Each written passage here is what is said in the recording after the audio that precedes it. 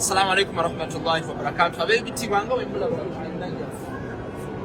Haram ya Imam Arab.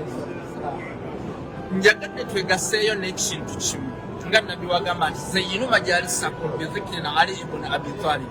Tubeerenga enkungaana zaffe enfuna bulungi nga zibeera successful Katonda azaanukula nga twogedde ku Imam Ali.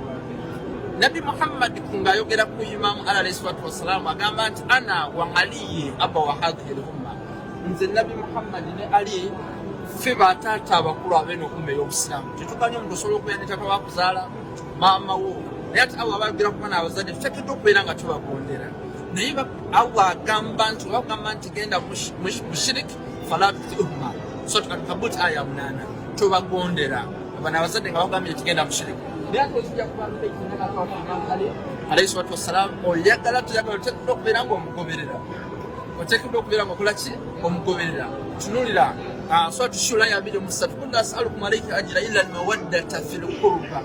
Okwagala Imam Ali oyagala tuyagala ne Ahlul Bayt abasika ba Nabi Muhammad okuva ku Imam Ali ba ku Imam Muhammad kiri wajibu kyateeka era tumwesalirawo. Kyobola beera twalaba n'ekiraamo kya Nabi Muhammad sallallahu alayhi wa alihi wasallam.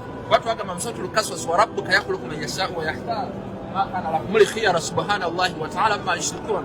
Katonda yatonda omuntu era yamulondera Nabi nga tannaba kuvaawo yatulondera Imam Ali alayhi salatu wassalam gadir inni tariku fikum athaqalaini kitab Allah wa itrati yakama biswahili kwa Nabi Al-Bayt alayhi salatu wassalam abagenda musakifa ne beerondamu bakola shirik obanga okikwasaganyiza ne Suratu Qasas aya 6 nolwekyo negayirira Allah subhanahu wa ta'ala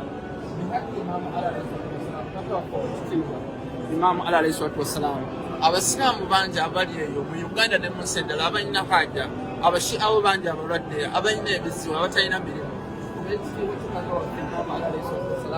tukwegayirira obeere ng'obakolera tawassulu obeere ng'obawolereza wa Allah obeere ng'obasabira nga Nabbi Yaqubu alayhi salatu wassalam wasabira abaana be Suratu Yusufu aya 95 mpaka 98 afunye mbayansi nsaba obeere ng'osharingira omulala. Assalamu alaikum warahmatullahi